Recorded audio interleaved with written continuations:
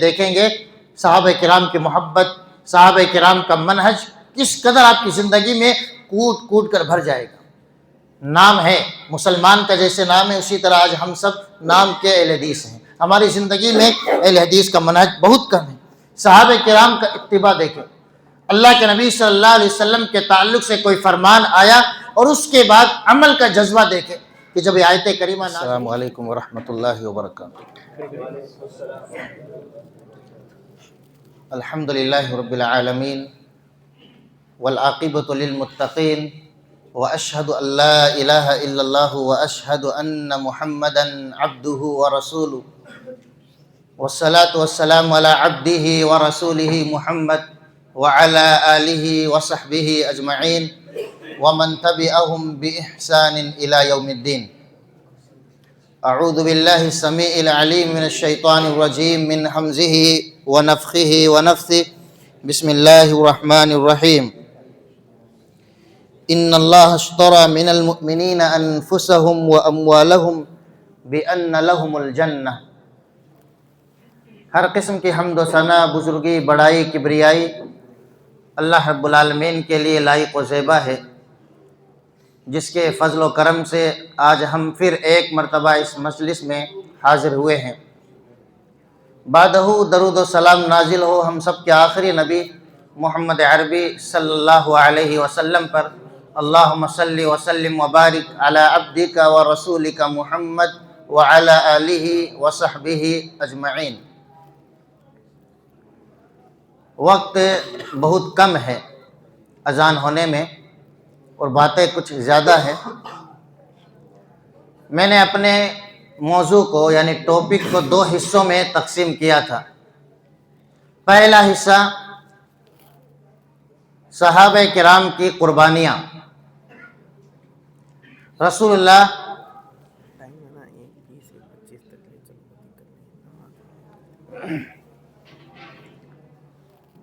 صحابہ کرام کی قربانیاں دین کے تعلق سے، اسلام کی نشر و اشاعت کے تعلق سے کیا رہی ہے، اور دوسرا موضوع اگر وقت رہا تو کچھ واقعات میں آپ کے سامنے رکھوں گا کہ صحابہ کرام کا شوق عبادت کیسا تھا، عبادت کا شوق صحابہ کرام میں کتنا زیادہ تھا۔ اس لیے کہ چند دنوں کے بعد ماہ مبارک سایہ فگن ہونے والا ہے، آنے والا ہے، تو کچھ واقعات ہم سن لیں تاکہ ہم بھی ماہ مبارک کا حق ادا کر سکیں۔ سب سے پہلے ہم یہ جانیں کہ صحابہ کرام کون ہیں۔ ہو سکتا ہے کچھ نئے بھائی ہوں جو لفظ صحابی اور صحابہ کرام تو بار بار سنتے ہوں گے، لیکن صحابی کسے کہتے ہیں اس سے واقف نہ ہو۔ ابن حجر العسقلانی رحمہ اللہ جو بخاری کی شرح لکھنے والے،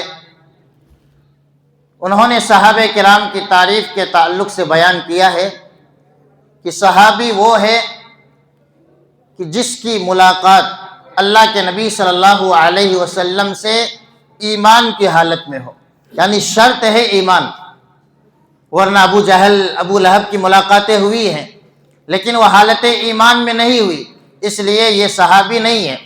منافقین کی ملاقاتیں اللہ کے نبی صلی اللہ علیہ وسلم سے ہوئی، یہاں تک کہ کئی منافقین مسجد نبوی میں آ کر نبی صلی اللہ علیہ وسلم کے پیچھے نمازیں ادا کرتے تھے، لیکن پھر بھی صحابی نہیں ہے، اس لیے کہ حالت ایمان میں انہوں نے نہ ملاقات کی اور نہ ہی حالت ایمان میں نبی صلی اللہ علیہ وسلم کی اقتداء کی۔ تو پہلی شرط یہ ہے ایمان کی حالت میں ملاقات، اور دوسری شرط یہ ہے ایمان ہی کی حالت میں اس دنیا سے رخصت ہو گئے، تو یہ صحابی ہے۔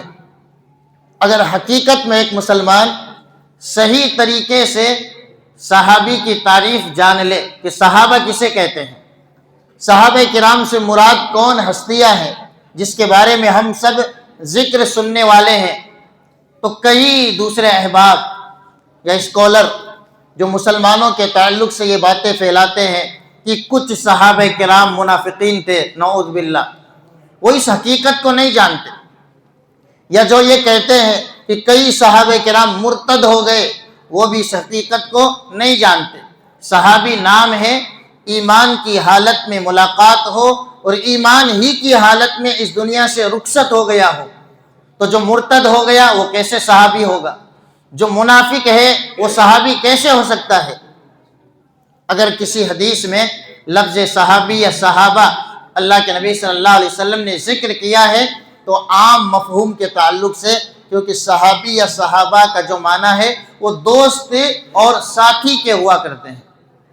تو صحابہ کرام کی قربانیاں، اللہ کے نبی صلی اللہ علیہ وسلم کے جو صحابہ کرام تھے ان کی کیا کیا قربانیاں ہیں، ہم سب سنیں گے تو انشاءاللہ ہمارے درمیان بھی ایک جوش آئے گا، ایک ولولہ پیدا ہوگا کہ کیوں نہ ہم بھی صحابہ کرام کی طرح دین کے لیے، اسلام کے لیے قربانی دینے کا جذبہ پیدا کریں۔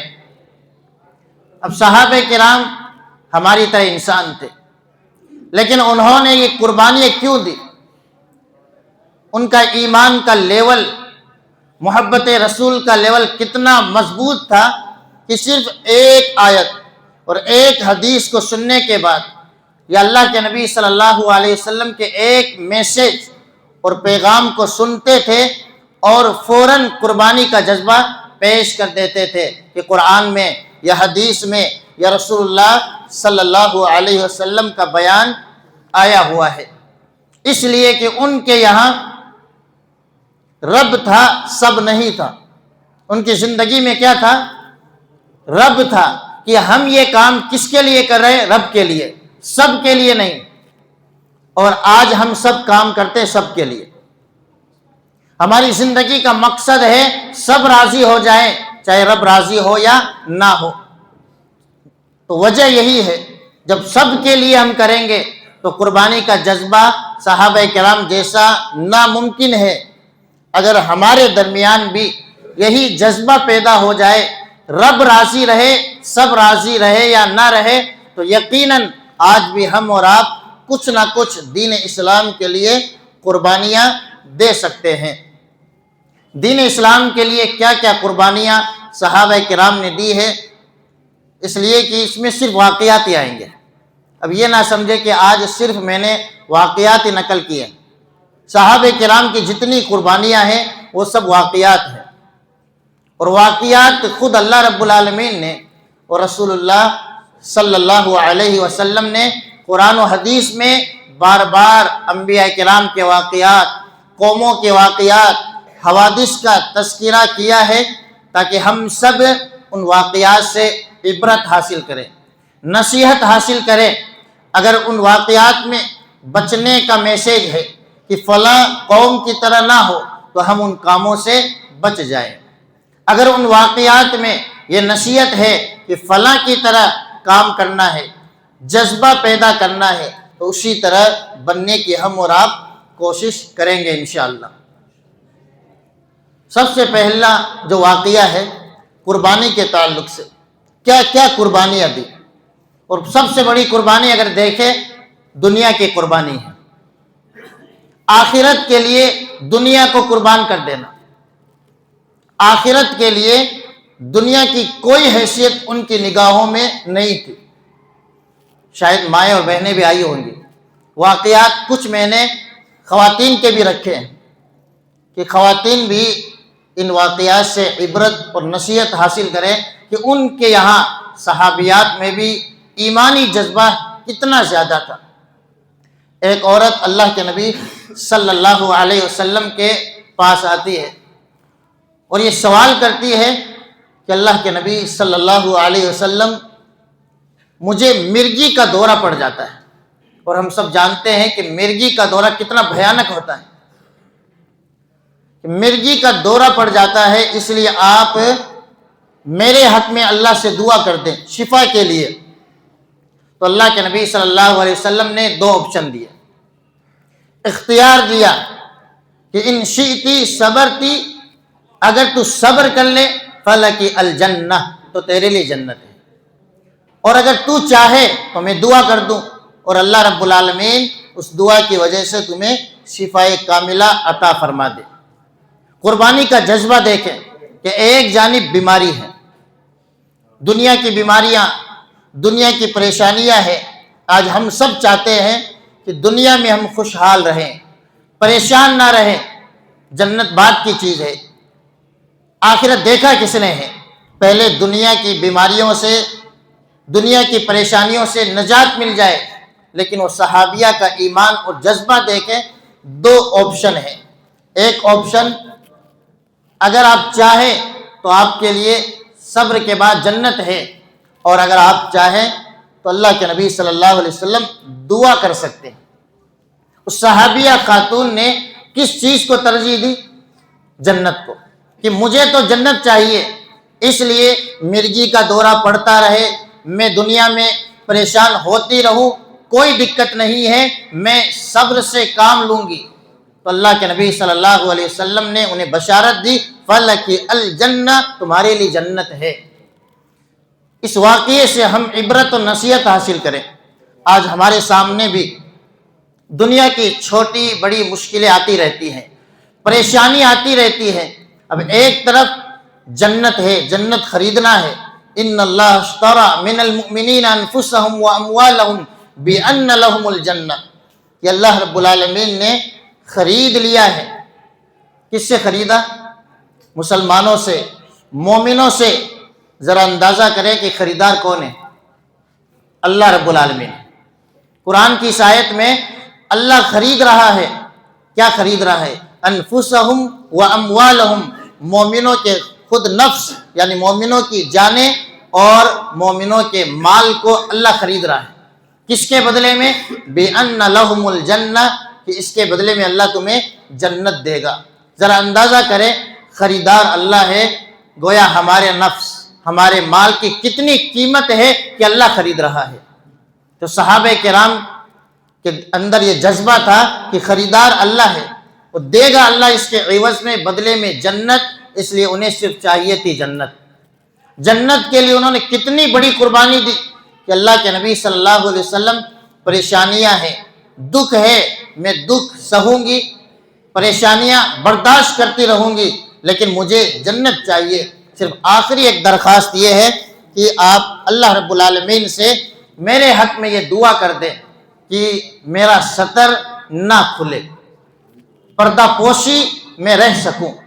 تو یہ ایک واقعہ نہیں ہے، اس واقعے میں نصیحتیں ہیں ہم مسلمانوں کے لیے، کہ جن مسلمانوں اور انسانوں کے تعلق سے اللہ رب العالمین نے فرمایا بل تؤثرون الحیات الدنیا والآخرۃ خیر وابقیٰ، کہ تم حقیقت میں دنیاوی زندگی کو ترجیح دیتے ہو، دنیا میں کمانا، دنیا کے عیش و آرام، دنیا کی راحت کو ترجیح دیتے ہو، اور یہ بھول جاتے ہو والآخرۃ خیر وابقیٰ، کہ آخرت اس کے مقابلے میں بہتر بھی ہے، وابقیٰ، اور ہمیشہ باقی رہنے والی ہے۔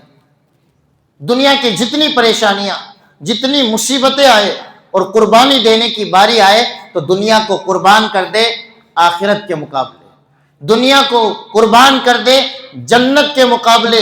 یہ جذبہ لے کر کے اٹھیں گے انشاءاللہ دنیا کی کوئی مصیبت، دنیا کی کوئی پریشانی آپ کے سامنے بڑی پریشانی نہیں ہوگی، اس لیے کہ آپ خوش ہو کر کے یہ کہیں گے بِأَنَّ لَهُمُ الْجَنَّةِ، اس کے بدلے میں اللہ مجھے جنت دینے والا ہے، رب کی رضامندی ملنے والی ہے، حاصل ہونے والی ہے۔ تو یہ صحابہ کرام کا جذبہ تھا۔ صحابہ کرام اپنی جان کی قربانی دینے کے لیے تیار ہیں۔ جذبہ آپ دیکھیں، ہر انسان کو اپنا نفس بڑا پیارا ہے۔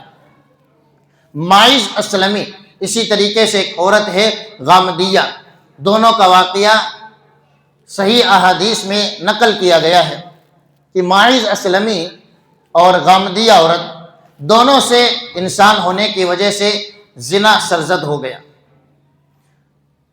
اللہ کے علاوہ کوئی نہیں جانتا، سچی توبہ کر سکتے تھے، عدالت تک، کورٹ تک معاملہ نہیں پہنچا، لیکن خود پہنچ جاتے ہیں، اللہ کے نبی صلی اللہ علیہ وسلم کے پاس حاضری دیتے ہیں اور کہتے ہیں کہ اللہ کے نبی صلی اللہ علیہ وسلم میں نے فلاں فلاں غلط کام کر لیا ہے، اب آپ مجھے پاک کر دیجئے۔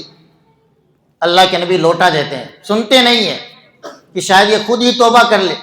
دوبارہ سہ بارہ آتے ہیں دائیں بائیں ہر طریقے سے کہ اللہ کے نبی مجھے تو آپ پاک کیجئے۔ اندازہ کریں ہم بھی تو گناہ کرتے ہیں، گناہوں میں لت پت ہیں، ان سے ایک گناہ کبیرہ سرزد ہو گیا، اس زمین پر چل رہے ہیں تو اتنا زیادہ احساس ہے کہ اس گناہ کے بوجھ کو لے کر اللہ کے سامنے کیسے حاضر ہوں گا، اللہ کو کیسے منہ دکھاؤں گا کہ اللہ میں نے فلاں کام کیا تھا دنیا میں۔ تو اس لیے نبی کے پاس بار بار حاضری دیتے ہیں کہ اللہ کے نبی پاک کر دیجئے۔ وہ عورت بھی بار بار کہتی ہے کہ ماعز اسلمی کو جس طرح آپ نے لوٹا دیا، مجھے کیوں لوٹا رہے ہیں، مجھے پاک کر دیجئے۔ رجم کر دیا گیا اور اللہ رب العالمین نے انہیں پاک اور صاف کر دیا۔ جان کی قربانی، یعنی دنیا میں رہے توبہ اور استغفار کے ساتھ اللہ رب العالمین کے حضور ایسا جذبہ لے کر کے گئے کہ کوئی گناہ ان پر نہ ہو، بلکہ احادیث میں آتا ہے کہ انہوں نے ایسی توبہ کی کہ اگر مدینہ کے 70 گھروں یا 70 آدمیوں پر اس توبہ کو تقسیم کر دیا جائے تو سب کو معاف کر دیا جائے۔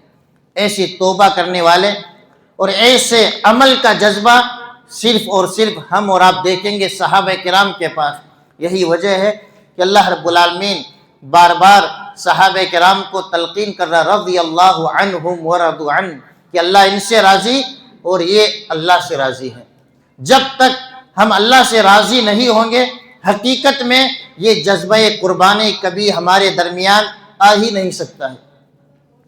ڈیڈوانا کے ورکشاپ میں نے بتایا تھا 3 چیزوں سے رضامندی کے تعلق سے، رضیت باللہ ربا وبالاسلام دینا وبمحمد النبی وجبت لہ الجنہ، کہ آپ ان 3 چیزوں سے راضی ہو جائیں، اللہ سے، آخری پیغمبر سے، دین اسلام سے راضی ہو جائیں گے تو آپ کے لیے جنت ہے۔ صحابہ کرام اللہ سے بھی راضی، خود اللہ نے گارنٹی دی رضی اللہ عنہم ورضوا عنہ کہ صحابہ کرام اللہ سے راضی ہیں اور اللہ ان سے راضی ہے۔ ہم اور آپ راضی کیسے ہوں گے اللہ سے؟ حقیقت میں ہم اللہ کی حقیقت کو نہیں جانتے، ہم رسول کی حقیقت کو نہیں جانتے، دین اسلام کی حقیقت کو نہیں جانتے، تو ہم اور آپ راضی کیسے ہوں گے اللہ سے؟ آج حقیقت میں صحیح معنوں میں ہم اللہ سے راضی نہیں ہیں، اللہ کے فیصلوں سے راضی نہیں ہیں۔ صحابہ کرام اللہ کو جانتے تھے، اللہ کو پہچانتے تھے، دین اسلام کو جانتے تھے تو اللہ سے راضی تھے، اللہ کے لیے، دین کے لیے جان کی، مال کی، تن من دھن کی قربانی دینے کے لیے تیار تھے، اس لیے کہ وہ جانتے تھے کس کے لیے ہم قربانی دے رہے ہیں۔ آج ہمیں وہ احساس نہیں ہے کہ ہم وقت کی قربانی دیں تو کس کے لیے، تن من دھن کی قربانی دے تو کس کے لیے؟ اللہ کے لیے۔ اللہ کی عظمت کو نہیں جانتے، دین اسلام کے لیے، دین اسلام کی عظمت کو بھی ہم اور آپ پہچانتے نہیں ہیں۔ اس لیے ہم اور آپ سب سے پہلے ماہ مبارک ماہ رمضان آنے والا ہے، ان تینوں حقیقتوں کو، اللہ کی معرفت، رسول کی معرفت اور دین اسلام کی معرفت، اس مہینے میں ٹارگیٹ بنا لے۔ قرآن، دوسری عبادتیں تو کرنی ہی ہیں، اس ماہ مبارک میں زیادہ سے زیادہ پہچاننا ہے اللہ کون ہے، اللہ کی عظمت کیا ہے، اللہ کی معرفت کیسے حاصل کرے۔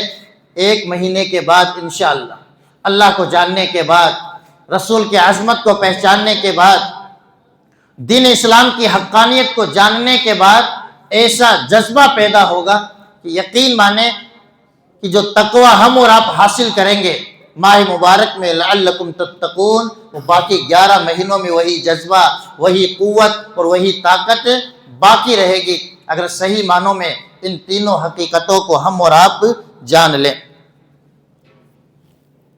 ایک اور قربانی، سلمان فارسی کا واقعہ آپ کو پڑھنا چاہیے۔ سلمان فارسی رضی اللہ عنہ اسلام لانے کی حقیقت، کن کن مراحل سے گزر کر وہ اسلام میں داخل ہوئے۔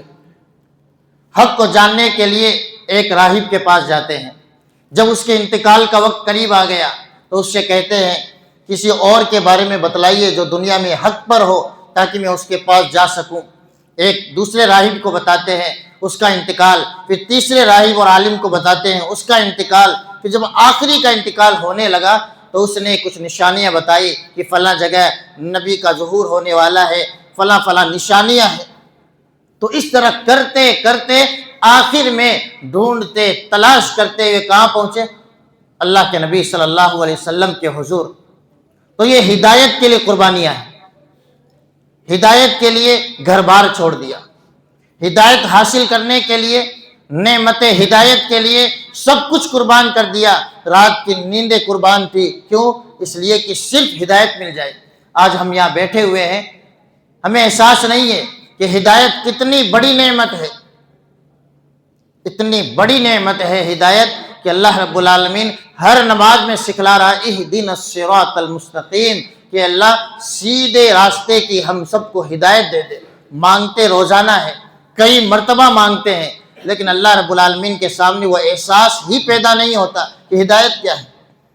آپ دیکھیں کئی غیر مسلم جو ریسرچ کر کے، تلاش کر کے ہدایت کے قریب آتے ہیں، قرآن کے قریب آتے ہیں، آپ ان کی زندگی میں دیکھیں گے کہ صحابہ کرام جیسا قربانی کا جذبہ ان میں پایا جاتا ہے، اس لیے کہ انہوں نے ہدایت کے لیے ہر چیز کو قربان کر دیا۔ تو اس ہدایت کو بچانے کے لیے وہ جان، مال، تن، من، دھن، ہر چیز کی قربانی دینے کے لیے تیار ہو جاتے ہیں۔ آج ہم میں یہ ہدایت گھر بیٹھے مل گئی، خاندانی مسلمان ہیں، ہم سب مسلم گھر میں پیدا ہوئے، اس لیے آج ہمیں اسلام کی ہدایت کی وہ اہمیت، وہ مقام معلوم نہیں، جس کی وجہ سے سلمان فارسی جیسا ہم اور آپ قربانی دینے کے لیے تیار نہیں ہے۔ یہاں آنے کے لیے، مسجد میں آنے کے لیے بھی قربانی دینے کے لیے ہم اور آپ تیار نہیں ہیں، اس وجہ سے کہ ہم نے اس نعمت اسلام، نعمت ہدایت کی قدر کو پہچانا ہی نہیں ہے۔ صحابہ کرام نے کس کس طرح کی قربانیاں دی؟ صہیب رومی کا واقعہ ہم اور آپ بار بار سنتے ہیں۔ صہیب رومی مکہ میں، روم سے آئے تھے، مکہ میں اسلام قبول کر چکے ہیں، اور اس وقت کے بڑے تاجر تھے، بڑے مالدار تھے، بہت پیسہ تھا ان کے پاس۔ صہیب رومی کے واقعات بڑے مشہور ہیں کہ اللہ رب العالمین نے خوب نوازا تھا، لیکن ہجرت کر کے جا رہے ہیں، مکہ چھوڑ رہے ہیں، مدینہ جا رہے ہیں۔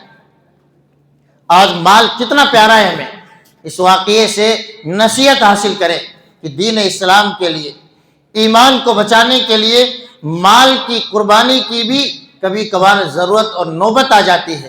ہندوستان میں رہ رہے ہیں، اپنے ایمان کو، اسلام کو بچانے کے لیے آج اس طرح کی قربانیوں کی سخت ضرورت ہے۔ وہ صحابہ کرام کے واقعات بار بار سنیں، بار بار پڑھیں، انشاءاللہ ایمانی روح پیدا ہو جائے گی۔ اور ان تمام واقعات کو جو ہندوستان کے پس منظر میں یا پھر دنیا کے پس منظر میں ہمارے سامنے آ رہے ہیں، انشاءاللہ ہم اور آپ آسانی کے ساتھ ان تمام چیزوں کی قربانی دیں گے، لیکن کبھی ایمان کا سودا نہیں کریں گے۔ صہیب رومی رضی اللہ عنہ مکہ سے جا رہے ہیں، ان سے بار بار کہا گیا کہ مال دے کر کے جانا ہے۔ یہ مال آپ نے کہاں سے کمایا؟ مکہ سے، مکہ والوں سے کمایا ہے۔ آپ جب آئے تھے خالی ہاتھ آئے تھے، مکہ میں کچھ نہیں تھا، آپ نے مال مکہ والوں سے کمایا، یہ مال مکہ والوں کا ہے، مال ساتھ نہیں لے جا سکتے۔ تو کہا ٹھیک ہے، اگر مال ساتھ نہیں لے جا سکتا پھر مجھے چھوڑ دیں گے؟ کہا ٹھیک ہے۔ اللہ کے نبی صلی اللہ علیہ وسلم کے پاس پہنچے، واقعہ سنایا تو آپ نے فرمایا ربحا صہیب، ربحا صہیب، ربحا صہیب۔ صہیب نے جو تجارت کی ہے وہ بڑی قیمتی تجارت ہے۔ صہیب نے جو تجارت کی ہے، یعنی صہیب نے جو معاملہ کیا ہے، صہیب کامیاب ہو گیا۔ صہیب کی تجارت اس میں کامیابی ہے کہ انہوں نے دین کو بچانے کے لیے دنیا کے مال کو قربان کر دیا۔ آج ہم سب کے لیے یہ چھوٹی چھوٹی چیزیں، یہ واقعات نصیحت ہے کہ ہمارے اندر وہ جذبہ ہے، وہ طاقت اور قوت ہے کہ ہم اور آپ صحیح معنوں میں صہیب رومی جیسے مسلمان بن جائیں، کہ مال جائے، جسم چلا جائے، لیکن کبھی ایمان نہ جائے۔ آج ارتداد کا فتنہ، مرتد ہونے کا فتنہ کتنا سنگین ہے، کتنا بھیانک ہے، جو بڑھتا چلا جا رہا ہے۔ بیٹیاں، خاص طور سے مسلمانوں کی بیٹیاں بڑی تیزی کے ساتھ مرتد ہو رہی ہے، ان تک یہ پیغام پہنچائے، ان تک یہ میسیج پہنچائے کہ صحابہ کرام نے، ہمارے بزرگوں نے، مسلمانوں نے اس دین کو بچانے کے لیے، ایمان کو بچانے کے لیے کس کس طرح کی قربانیاں دی ہے، اور آج ہم سب حالات کا رونا روتے ہیں اور اپنے ایمان کو چند ٹکوں کے عوض، چند لولی پاپ کے عوض بیچ دیتے ہیں، اس لیے کہ ہمارے یہاں ایمان کی قدر نہیں، ہمارے یہاں نعمت اسلام کی عظمت کا احساس نہیں ہے۔ آج ہم سب اسی عظمت، اسی احساس کو لے کر کے اٹھیں، پھر دیکھیں انشاءاللہ اس دل میں اسلام کے تعلق سے، ایمان کے تعلق سے، اللہ کے تعلق سے کتنا بہترین جذبہ پیدا ہوگا۔ اسی طرح کا واقعہ ابو سلمہ رضی اللہ عنہ کا بھی ہے کہ کس طریقے سے انہوں نے اللہ رب العالمین کے لیے دین کی قربانیاں پیش کی۔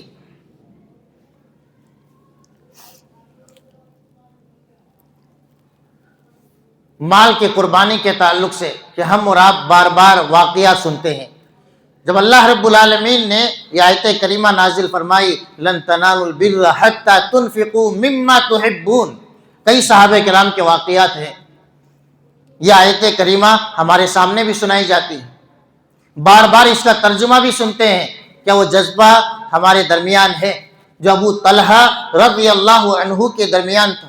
ان کے پاس وہ جذبہ تھا۔ کیا جذبہ تھا؟ انہوں نے جب اس آیت کریمہ کو سنا، لن تنالوا البر حتی تنفقوا مما تحبون، کہ حقیقت میں نیکی اس وقت تک تم پا نہیں سکتے ہو، نیکی کی حقیقت تک پہنچ نہیں سکتے ہو یہاں تک کہ اپنی محبوب چیز کو اللہ کے لیے خرچ کر دو۔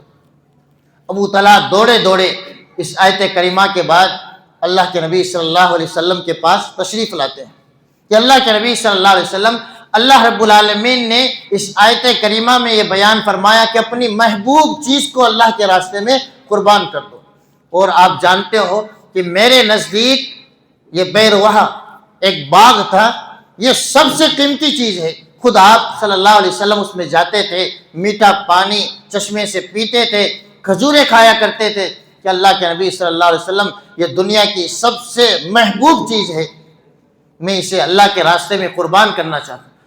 اتنا قیمتی بات میں آپ کو حوالے کرتا ہوں، آپ جہاں چاہے اللہ کے راستے میں اسے لگا دیں۔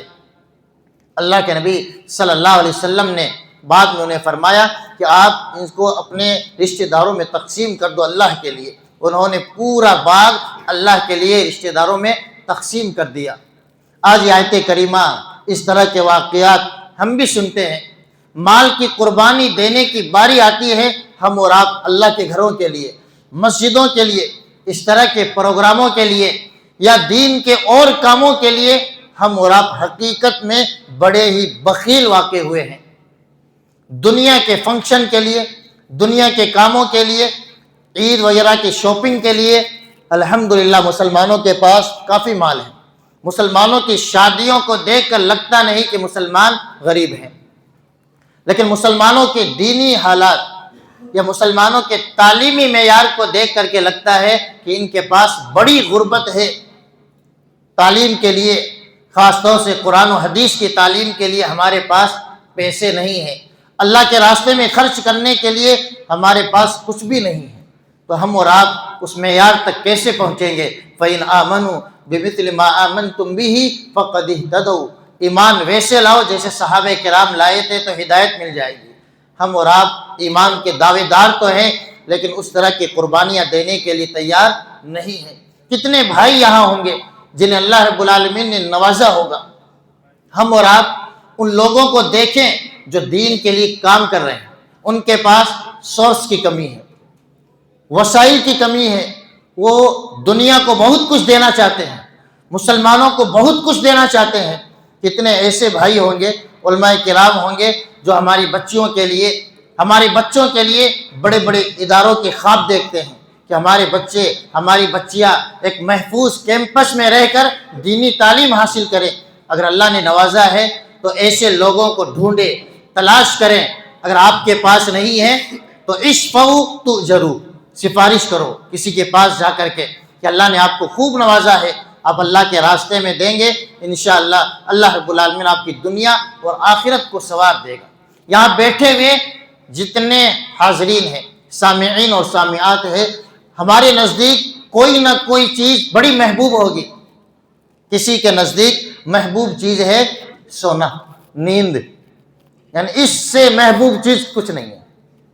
نیند کے رسیہ ہیں، بہت نیند کے شوقین ہیں، جب چاہو سلا دو۔ تو میں یہی کہوں گا اس آیت کے تعلق سے کہ آپ کے نزدیک سب سے قیمتی چیز نیند ہے، دین کے لیے نیند کی قربانی دے۔ کسی کے نزدیک وقت بڑا قیمتی ہے، یعنی ان کے پاس دنیا میں وقت ہی نہیں ہے، ہمیشہ دنیا کے کاروبار، دنیا کے کام کاج کے لیے لگے رہتے ہیں اور یہی رونا روتے ہیں، وقت نہیں ہے، کرے تو کیا کریں۔ تو ان کے لیے اس آیت کریمہ میں یہ میسیج اور پیغام ہے، اللہ کے لیے تھوڑا وقت نکالیے، وقت کی قربانی دینے کا جذبہ پیدا کرے، اللہ انشاءاللہ برکتوں کا نزول فرمائے گا۔ کسی کے یہاں اولاد کی محبت سب سے زیادہ ہے، اولاد کے لیے دنیا سے لڑ سکتے ہیں، دنیا کو قربان کر سکتے ہیں۔ کچھ محبتیں اللہ دل میں ڈال دیتا ہے، اللہ آزماتا ہے اس محبت کے ذریعے کہ بندہ میری محبت، اولاد کی محبت، میری محبت، مال کی محبت، میری محبت اور جسمانی راحت کی محبت، ان دونوں محبتوں میں سے قربان کس کو کرتا ہے؟ ہم اور آپ اللہ کی محبت، رسول کی محبت کو قربان کر دیتے ہیں اور دنیا کی جتنی محبتیں ہیں اس کو قربان کرنے کے لیے تیار نہیں ہے۔ تو لن تنالوا البر حتى تنفقوا مما تحبون۔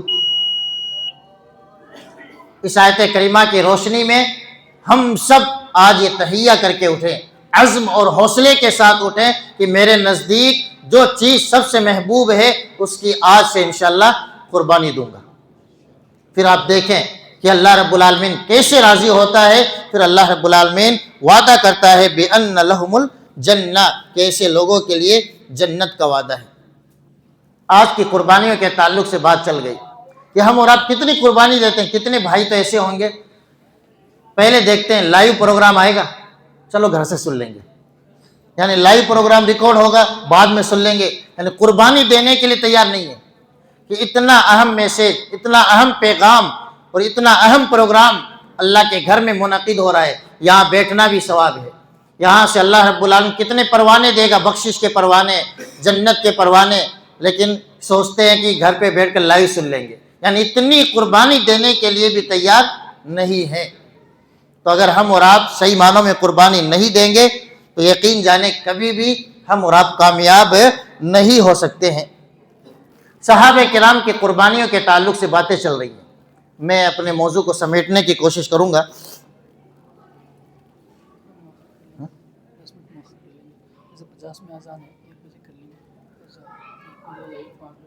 چلو 15-20 منٹ میں انشاءاللہ مختصر کر دیتا ہوں کہ قربانیوں کا جذبہ آپ دیکھیں۔ مؤاخات، اللہ کے نبی صلی اللہ علیہ وسلم نے بھائی چارگی کروائی، اخوت، ایمانی بھائی چارگی، ایمانی رشتہ کتنا مضبوط ہے، اس کے لیے ہر چیز قربانی دینے کے لیے صحابہ کرام تیار تھے۔ آج ہم اپنے بھائی کے لیے کتنی قربانی دیتے ہیں، اپنے ایمانی بھائی کے لیے ہم کتنے تڑپتے ہیں۔ دو صحابہ کرام میں اللہ کے نبی صلی اللہ علیہ وسلم نے عبد الرحمن بن عوف اور دوسرے صحابی میں آپ نے مؤاخات کروا دیا جب مکہ سے مدینہ گئے، یہ دونوں بھائی ہیں، ایک ساتھ رہیں گے۔ عبد الرحمن بن عوف کے جو بھائی بنائے گئے تھے، ایمانی بھائی، وہ آ کر کے کہتے ہیں 2 بیویاں ہیں، دونوں میں سے جو پسند آئے اس کو طلاق دیتا ہوں، عدت کے بعد شادی کر لینا۔ میرے پاس 2 کمرے ہیں، 2 گھر ہیں، ایک آپ کو دیتا ہوں، ایک میرے لیے ہے۔ ایمانی اخوت، بھائی چارگی آپ دیکھیں، جذبہ قربانی کا دیکھیں، ہر چیز قربان کر رہے ہیں، بیوی کی محبت قربان، مال قربان کر رہے ہیں اور کہہ رہے ہیں جتنا مال اللہ نے دیا ہے اس میں سے آدھا تمہیں دیتا ہوں، آدھا میں رکھ لیتا ہوں۔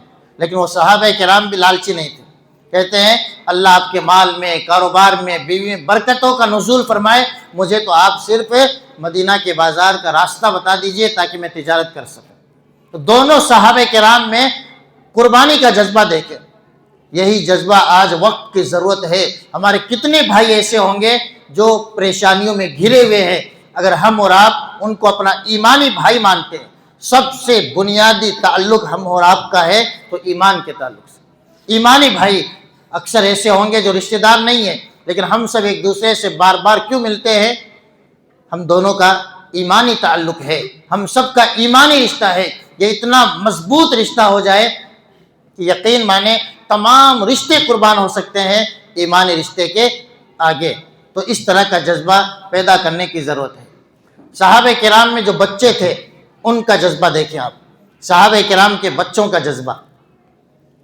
رافع بن خدیج رضی اللہ عنہ اور سمرہ بن جندب رضی اللہ عنہما، ان دونوں کا واقعہ نقل کیا گیا ہے کہ اللہ کے نبی صلی اللہ علیہ وسلم کے پاس حاضر ہوئے غزوہ احد میں، یا آپ صلی اللہ علیہ وسلم نے عمر کی وجہ سے منع کر دیا، لیکن رافع بن خدیج بڑے تیر انداز تھے اور اس وقت ضرورت تھی ایسے لوگوں کی، ایسے صحابہ کرام کی، تو اللہ کے نبی صلی اللہ علیہ وسلم ان کی بہادری کو دیکھ کر رافع بن خدیج کو سلیکٹ کر لیا کہ یہ فوج کے ساتھ رہیں گے۔ سمرہ بن جندب 14 سال کے ہیں، 14 سال کی عمر کیا ہے؟ 14 سال کے صحابی ہیں، رونے لگ جاتے ہیں کہ اللہ کے نبی صلی اللہ علیہ وسلم نے رافع بن خدیج کو اجازت دے دی، مجھے جنگ میں شریک ہونے کی اجازت نہیں دی۔ جنگ کوئی کھیل کا میدان تو ہے نہیں، موبائل کا لوڈو گیم تو نہیں ہے، جنگ میں جائیں گے سر پر کفن باندھ کر، معلوم یہ ہے کہ شاید ہم واپس نہ آئیں، لیکن چھوٹے سے چھوٹے صحابہ کرام کا جذبہ دیکھے، قربانی کا کوئی ڈر نہیں ہے، کوئی خوف نہیں ہے، دنیا کی کوئی لالچ نہیں ہے۔ صحابہ کرام، سمرہ بن جندب روتے ہوئے کہتے ہیں اللہ کے نبی صلی اللہ علیہ وسلم آپ نے رافع کو اجازت دے دی، مجھے اجازت کیوں نہیں دی؟ جبکہ میں کشتی میں ان کو پچاڑ سکتا ہوں، یعنی اگر یہ کشتی لڑے تو ان کو پچھاڑ دوں گا۔ تو اللہ کے نبی صلی اللہ علیہ وسلم نے کشتی کروائی، انہوں نے حقیقت میں پچھاڑ دیا۔ تب اللہ کے نبی صلی اللہ علیہ وسلم ان کی بہادری دیکھ کر ان کو بھی سلیکٹ کر لیا۔ تو صحابہ کرام کے ایمان کا جذبہ دیکھے کہ اس قدر ایمان کا جذبہ ہے کہ جہاد کے لیے اگر باری نہیں آ رہی ہے تو اللہ کے نبی صلی اللہ علیہ وسلم سے بار بار کہتے ہیں کہ میں بھی جہاد میں شریک ہونا چاہتا ہوں۔ ابو جہل کا واقعہ بھی اسی تعلق سے آپ نوٹ کر لیں۔ ابو جہل کو کس نے قتل کیا؟ 2 چھوٹے بچے تھے۔ عبد الرحمن بن عوف کے پاس آ کر کے کہتے ہیں چچا جان ذرا یہ تو بتلائیں کہ ابو جہل کون ہے؟ کہا کیوں؟ کہ سنا ہے نبی کو گالیاں دیتا ہے، ہمارے نبی کو ستایا کرتا ہے۔ تو بعد میں جب اشارہ کیا کہ آنے والا جو گھوڑے پر آ رہا ہے یہی ابو جہل ہے، دونوں چھوٹے چھوٹے بچے بھائی جاتے ہیں اور ابو جہل کا سر قلم کر دیتے، یعنی خاتمہ کر دیتے ہیں۔ جذبہ دے کے نبی صلی اللہ علیہ وسلم کے دفاع، آپ صلی اللہ علیہ وسلم کے حق کے دفاع کے لیے کس قدر تتپر ہیں، لڑنے کے لیے تیار ہیں۔ جو سرغنہ ہے، بہادر ہے، لیڈر ہے مشرکین کا، کفار کا، اس کے پاس کس طریقے کے جذبے کے ساتھ لپکتے ہیں، جاتے ہیں۔ آج اللہ کے نبی صلی اللہ علیہ وسلم، دین اسلام، خود اللہ رب العالمین کے تعلق سے کتنے شکوک و شبہات کی بوچھاڑیں کی جاتی ہیں، ہم اور آپ صرف دیکھتے رہتے ہیں۔ نہ اسلام کے دفاع کے لیے ہمارے پاس علم ہے، نہ وقت ہے اسلام کے دفاع کے لیے، نہ خود رسول اللہ صلی اللہ علیہ وسلم کی سنتوں کی دفاع کے لیے ہمارے پاس علم ہے۔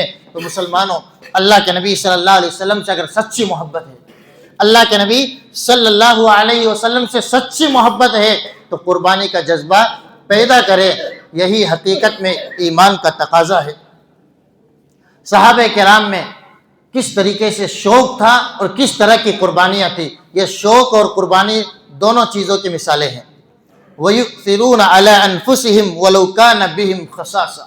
مائیں بہنیں بھی سن رہی ہیں، اس لیے کہ مائیں اور بہنوں میں خاص طور سے دنیا کی کچھ حرص زیادہ ہوتی ہے مردوں کے مقابلے میں۔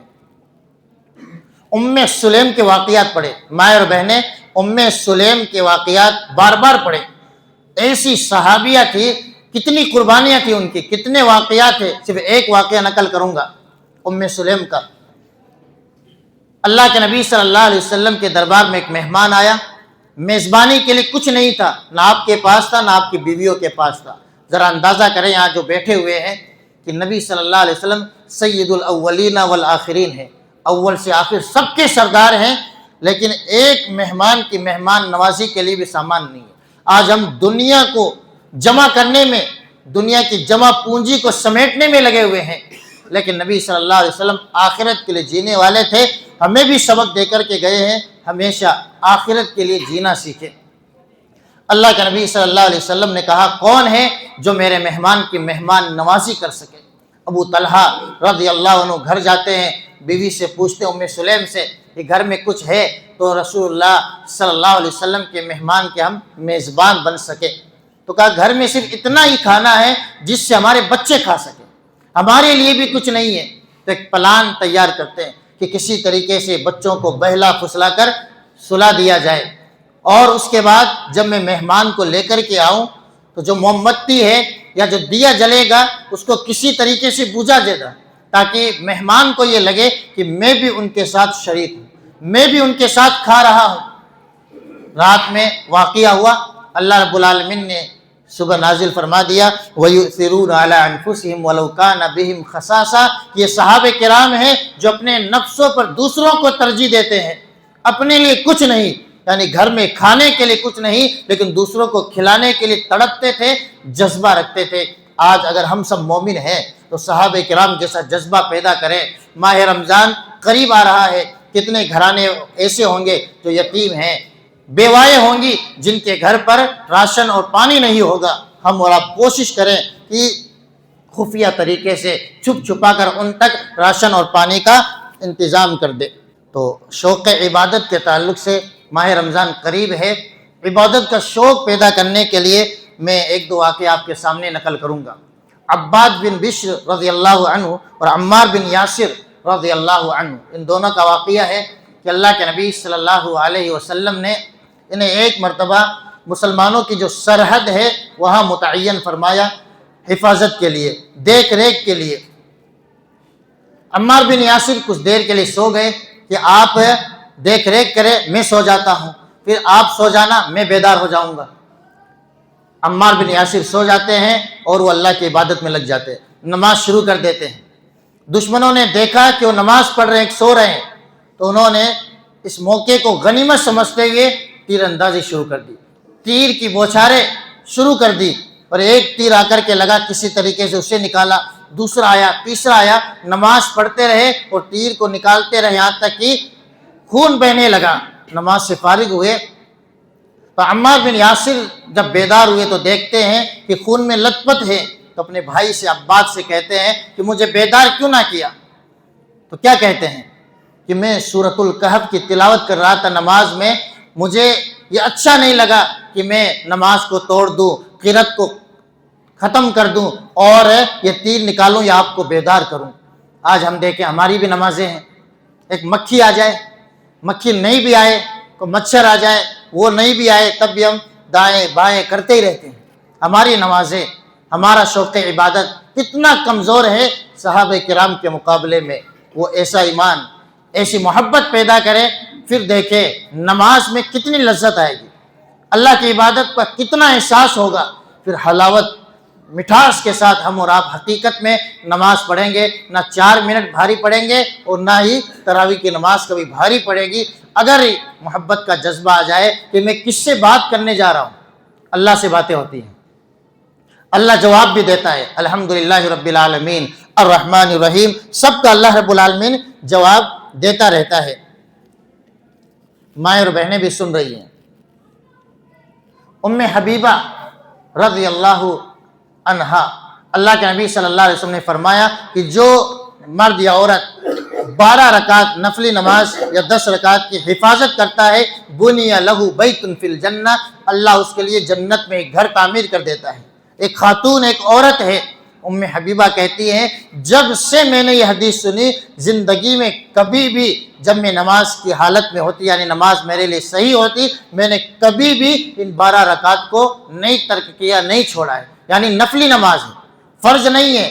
جو مائیں اور بہنیں فرض نماز میں کوتاہی کرتی ہے، ان کے لیے یہ نصیحت ہے کہ صحابیات میں کتنا شوق عبادت تھا کہ کبھی نفلی عبادت جو اللہ کے نبی صلی اللہ علیہ وسلم سے سنا، کبھی ترک نہ کیا، کبھی چھوڑا نہیں۔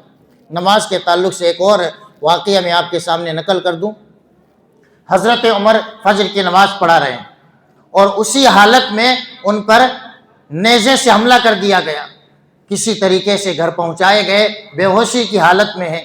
جب آنکھ کھلتی ہے، ہوش میں آتے ہیں تو سب سے پہلا سوال کرتے ہیں لوگوں نے نماز پڑھی کہ نہیں پڑھی، اور پھر کہتے ہیں لا حد فی الاسلام لمن ترک الصلاۃ، اس شخص کا اسلام میں کوئی حصہ نہیں ہے جو نماز چھوڑ دے۔ ذرا غور کریں، اس حالت میں خون میں لت پت ہیں، اس دنیا کو چھوڑ کر جانے والے ہیں، لیکن نبی صلی اللہ علیہ وسلم کی آخری وصیت ہے الصلاۃ کو ہمیشہ یاد رکھنے والے ہیں کہ اس وقت بھی الصلاۃ اور الصلاۃ ان کے زبان سے جاری ہے۔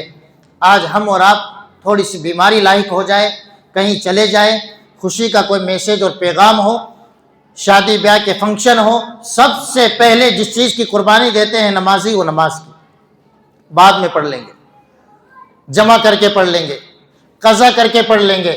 لیکن صحابہ کرام کا جذبہ دیکھیں کہ ان کی زندگی میں نماز کی کتنی اہمیت تھی، اور نماز کے بنا نہ تو کامیابی ہے اور نہ ہی ایک مسلمان اپنا دعویٰ پیش کر سکتا ہے کہ میں حقیقت میں مسلمان ہوں۔ روزہ آ رہا ہے، روزے کے تعلق سے بھی صحابہ کرام کے ہاں کتنا جذبہ پایا جاتا تھا، یہاں تک کہ سفر کی حالت میں اللہ کے نبی صلی اللہ علیہ وسلم نے ایک صحابی کو دیکھا کہ کئی صحابہ کرام انہیں اپنے گھیرے میں لے کر کے سایہ دے رہے ہیں۔ آپ صلی اللہ علیہ وسلم نے پوچھا ماجرا کیا ہے، معاملہ کیا ہے؟ تو بیان کیا گیا کہ اللہ کے نبی صلی اللہ علیہ وسلم یہ روزے سے ہیں اور بہت تھک چکے ہیں، گرمی کی وجہ سے نڈھال ہو چکے ہیں۔ پھر آپ صلی اللہ علیہ وسلم نے فرمایا لیس من البر الصوم فی السفر، یہ کوئی نیکی نہیں ہے کہ اپنے آپ کو تھکا کر اتنا زیادہ پریشان کر کے روزہ رکھے سفر میں۔ تو گویا صحابہ کرام کے یہاں شوق عبادت اتنا زیادہ تھا کہ نڈھال ہو جاتے تھے، پریشان ہو جاتے تھے، اور سفر میں رخصت بھی ہے، اللہ کی جانب سے چھوٹ بھی ہے، لیکن اس کے باوجود بھی مشقت برداشت کرتے ہیں اللہ کے لیے تاکہ روزہ رکھ سکے۔ ہم اور آپ رخصت تلاش کرتے ہیں، کوئی نہ کوئی ایسی رخصت مل جائے کہ روزہ چھوڑ سکوں۔ روزہ چھوڑنے کے لیے رخصت تلاش کرنے والوں کے لیے اس واقعے میں عبرت ہے، نصیحت ہے کہ ہم روزہ چھوڑنے کے لیے نہیں بلکہ روزہ رکھنے کا مکمل پلان بنائے، نہ جانے زندگی رہے یا زندگی نہ رہے۔ تو صحابہ کرام اس نیت سے رکھتے تھے کہ شاید یہ آخری دن ہو، شاید یہ آخری نماز ہو، شاید یہ میرا آخری جلسہ ہو، اس نیت کے ساتھ وہ ہمیشہ آتے تھے، بیٹھتے تھے، عبادت کرتے تھے کہ اس کے بعد اللہ رب العالمین انہیں نوازتا تھا۔ قرآنی آیات کو سن کر، نبی کی حدیث کو سن کر صحابہ کرام کس قدر اتباع کا جذبہ تھا، عبادت کا شوق پیدا ہو جاتا تھا۔ اللہ رب العالمین نے آیت کریمہ نازل فرمائی یا ایھا الذین آمنوا لا ترفعوا اصواتکم فوق صوت النبی، کہ اے ایمان والو نبی کی آواز پر اپنی آواز کو بلند نہ کرو۔ ہم سب اہل حدیث ہیں لیکن حقیقت میں اہل حدیث نہیں ہیں۔ جس دن حقیقی اہل حدیث بن گئے پھر اپنی زندگی میں دیکھیں گے صحابہ کرام کی محبت، صحابہ کرام کا منہج کس قدر آپ کی زندگی میں کوٹ کوٹ کر بھر جائے گا۔ نام ہے مسلمان کا، جیسے نام ہے اسی طرح آج ہم سب نام کے اہل حدیث ہیں، ہماری زندگی میں اہل حدیث کا منہج بہت کم ہے۔ صحابہ کرام کا اتباع دیکھیں، اللہ کے نبی صلی اللہ علیہ وسلم کے تعلق سے کوئی فرمان آیا اور اس کے بعد عمل کا جذبہ دیکھیں کہ جب یہ آیت کریمہ نازل ہوئی کہ نبی کی آواز پر اپنی آواز کو بلند نہ کرو، حضرت عمر بن خطاب جیسے جلیل القدر صحابی، ہم سب جانتے ہیں کہ اللہ کے نبی صلی اللہ علیہ وسلم کی شان میں گستاخی ہوتی تو فوراً تلوار نکال دیتے کہ اشارہ ہو تو سر قلم سے سر جدا کر دیں۔ لیکن جب یہ آیت کریمہ نازل ہوئی اللہ کے نبی صلی اللہ علیہ وسلم کے پاس بیٹھے ہوتے، کوئی بات بیان کرتے تو اتنا آہستہ بولتے کہ قریب بیٹھا ہوا صحابی بھی نہیں سن سکا، بار بار پوچھا جاتا کیا کہہ رہے ہیں، وہ اس وجہ سے کہ کہیں میری آواز نبی کی آواز پر یا نبی کی موجودگی میں میری آواز اگر بلند ہو گئی تو کہیں اللہ رب العالمین میرے اعمال کو ضائع برباد نہ کر دے۔ اس آیت کریمہ کے نازل ہونے کے بعد اللہ کے نبی صلی اللہ علیہ وسلم کے ایک خطیب تھے، وہ تو مسجد میں آنا چھوڑ دیے، آپ کی مجلس میں آنا ترک کر دیے، یہاں تک کہ کئی لوگوں نے کہا شاید منافق ہو گئے، آتے کیوں نہیں ہیں۔ اللہ کے نبی صلی اللہ علیہ وسلم نے بھیجا کہ بلا کر کے لاؤ، وجہ کیا ہے، کیوں نہیں آ رہے؟ تو کہا اس آیت کے بعد انہوں نے یہ سمجھا کہ میں تو ہمیشہ تیز بولتا ہوں، تقریر کرتا ہوں، تو میری آواز تو نبی کی آواز پر بلند ہو جاتی ہے، اس لیے اب اللہ مجھے معاف نہیں کرے گا، یا میں منافق ہو گیا، یا میرے اعمال ضائع برباد ہو گئے۔ اللہ کے نبی صلی اللہ علیہ وسلم نے انہیں بلایا اور کہا وہ جنتی ہیں۔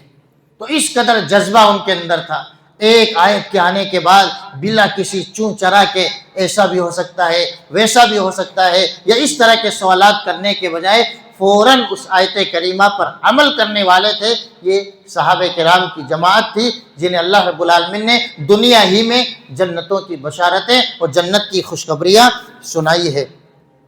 ماہ رمضان یہ ماہ قرآن بھی ہے، ماہ رمضان ماہ قرآن بھی ہے۔ شہر رمضان الذی انزل فیہ القرآن، اسی مہینے میں اللہ نے قرآن کو نازل فرمایا، اور اللہ رب العالمین نے اس قرآن کی وجہ سے اس مہینے کو مبارک مہینہ بنا دیا۔ اللہ کے نبی صلی اللہ علیہ وسلم پر قرآن کو نازل فرمایا، کتنا اونچا مقام دیا ہم سب جانتے ہیں۔ جو فرشتے لے کر کے آتے تھے وہ فرشتوں کے سردار بن گئے۔ جس مہینے میں نازل ہوا اس مہینے کی برکتیں ہم سب جانتے ہیں۔ جن صحابہ کرام پر نازل ہوا ان صحابہ کرام کو اللہ رب العالمین نے دنیا ہی میں جنت والی سرٹیفکیٹ رضی اللہ عنہم ورضوا عنہ عطا فرمایا۔ وہ قرآن ہم سب کے سامنے موجود ہے، ہمارے پاس موجود ہے، لیکن ہمارا تعلق قرآن سے کتنا ہے؟ رمضان میں صرف تلاوت کی حد تک رہے گا، اور یہاں تک کہ ہم اور آپ زیادہ تر تراویح میں 1 گھنٹہ دینے کے لیے تیار نہیں کہ پورا قرآن کم سے کم زندگی میں 1 مرتبہ تو سن لے۔ اکثر اہل حدیثوں کی مساجد میں مکمل قرآن نہیں ہوتا ہے، جبکہ صحابہ کرام کتنا لمبا قیام کیا کرتے تھے۔ خود نبی صلی اللہ علیہ وسلم اتنا لمبا قیام کرتے کہ آپ کے پیروں میں سوجن آ جاتی، اور آپ سے جب کہا جاتا اگلے پچھلے گناہ معاف ہیں، آپ اتنی لمبی عبادتیں کیوں کرتے ہیں؟ تو آپ فرمایا کرتے افلا اکون عبدا شکورا، جب اللہ نے سب کچھ دیا ہے تو اللہ کا شکر گزار بندہ نہ بنوں؟ جب اللہ نے سب کچھ ہمیں دیا ہے، صحت کی نعمت ہے، جوانی ہے، طاقت ہے، قوت ہے، رہنے کے لیے گھر مکان سب کچھ ہے، تو ہمیں بھی چاہیے کہ آنے والے مہینے میں افلا اکون عبدا شکورا، اللہ کے شکر گزار بندے بن کر زیادہ سے زیادہ قرآن کی تلاوت کریں۔ اسید بن حضیر، اسی طریقے سے ابو موسیٰ اشعری رضی اللہ عنہما کا واقعہ اللہ کے نبی صلی اللہ علیہ وسلم کی احادیث میں نقل کیا گیا ہے کہ قرآن کی اتنی بہترین تلاوت کیا کرتے تھے، مگن رہتے تھے کہ اللہ رب العالمین فرشتے بھیجتا تھا، فرشتے کلام کو سنتے اور بادلوں کی شکل میں دھیرے دھیرے قریب آیا کرتے تھے۔ ہم بھی اس قرآن سے اپنے تعلقات کو مضبوط کریں، شوق پیدا کریں، آپ کی زندگی میں انقلاب آ جائے۔ قرآن سے اپنے تعلقات کو مضبوط کر لیں، قرآن پڑھیں، قرآن کو سمجھنے کی کوشش کریں، قرآن سیکھیں، قرآن سکھائیں۔ یہ اللہ کے نزدیک سب سے محبوب، سب سے بہترین لوگ ہیں۔ خیرکم من تعلم القرآن وعلمہ۔ اسی طریقے سے اللہ کے راستے میں خرچ کرنے کا مہینہ آ رہا ہے، ہم سب زکوٰۃ، صدقات، عطیات خوب دیتے ہیں، لیکن صحابہ کرام جیسا وہ جذبہ ہمارے درمیان مفقود ہے، وہ چیزیں ہمارے درمیان نہیں پائی جاتی ہے۔ ابو دحدہ رضی اللہ عنہ، جب اللہ رب العالمین نے آیت نازل فرمائی من ذا الذی یقرض اللہ قرضا حسنا، کون ہے جو اللہ کو بہترین قرضہ دے؟ اللہ کے نبی صلی اللہ علیہ وسلم سے کہتے ہیں کہ اللہ بھی قرضہ مانگ رہا ہے؟ کہا ہاں۔ تو کہا اللہ کے نبی صلی اللہ علیہ وسلم یہ 600 جس میں درخت تھے، یہ باغ میں اللہ کو قرضہ دیتا ہوں، اور اس کے بعد گھر جاتے ہیں، اسی میں رہتے بھی تھے باغ میں، بیوی سے باہر سے کہتے ہیں میں نے اللہ کو قرضہ دے دیا ہے، آ جائیے۔ بیوی بھی کتنی شکر گزار تھی، آج کی بیویوں کی طرح نہیں تھی، فوراً یہ کہتی ہے کہ ام دحدہ کہتی ہے ابو دحدہ سے یہ بہت فائدہ مند تجارت ہے جو آپ نے کر لیا ہے۔ تو یہی جذبہ آج ہمارے اندر بھی، چاہے وہ خواتین ہو چاہے مرد ہو، یہ جذبہ آج بیدار کرنے کی ضرورت ہے۔